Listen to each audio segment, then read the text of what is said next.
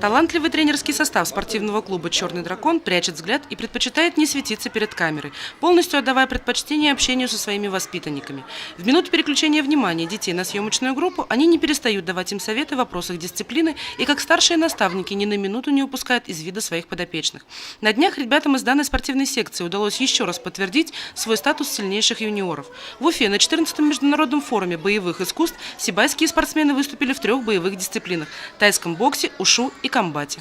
С этих соревнований привезли 27 призовых мест, и я считаю, это очень большой результат. Выступили, я считаю, в этом году мы очень хорошо, достойно. Все ребята приехали с медалями. Призовые места в представленных дисциплинах нашими спортсменами были завоеваны заслуженно. Все это результат ежедневных упорных тренировок. После таких побед ребята воодушевленно ставят перед собой грандиозные цели. Мы ездили в Уфу, я делала комплексы по ушу, делала 3 комплекса, 16-й, 20-й и с 6-м делала 32-ю форму. У меня было 3 противника. В первом бою я техническим нокаутом выиграл, и последние 2 единоклассным решением судей. Работа руками-ногами, броски. В основном хватая за шею, бросаешь, за это дают 2 балла. Еще маленько подготовиться и в 2019-м на мир. Это буквально малая часть воспитанников Батыра Яндавлетова и Михаила Панфилова. Отработанная гимнастика, пластика легли в основу искусства боя. Конечно же, впереди еще множество вершин, которые юным призерам предстоит покорить.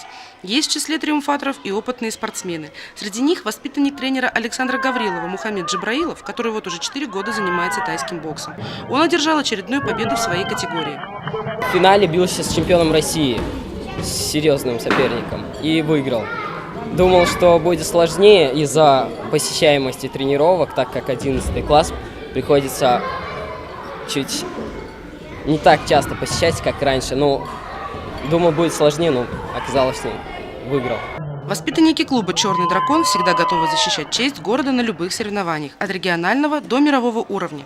Единственное, что этому часто мешает – отсутствие финансовых средств на поездки. А потому помощь родителей и спонсоров – это возможность для ребят наконец-то использовать свой талантливый спортивный резерв и показать, чего они стоят.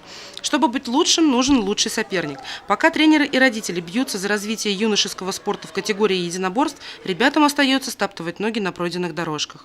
Екатерина Марочкина, Радмир Асенгулов, Гульгина Раскильдина, телекомпания СТВ.